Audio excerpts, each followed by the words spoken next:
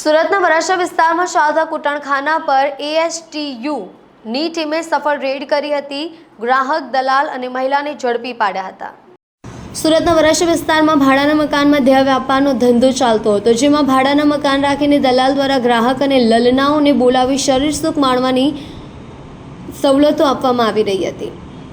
બાતમી પોલીસને મળતા જ વરાછા પોલીસે એક મહિલા, દલાલ અને ગ્રાહકને ઝડપી લઈ આગળની કાર્યવાહી હાથ ધરી છે.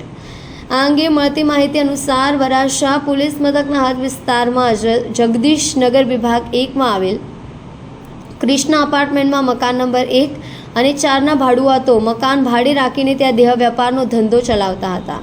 કોમ્પ્લેક્સમાં છેલ્લા 1 મહિનાથી એક ફ્લેટ મહિલાને ભાડે આપ્યો હતો. જો કે થોડા સમય બાદ અહીં ફ્લેટમાં અવરજવર કરનારાઓની પ્રવૃત્તિ શંકાસ્પદ લાગતા સ્થાનિક લોકોએ આ અંગે પોલીસની મદદ લેવાનું નક્કી કર્યું. આ અંગે વરાછા પોલીસને ફરિયાદ કરી પોલીસના દરોડા પડાવ્યા હતા.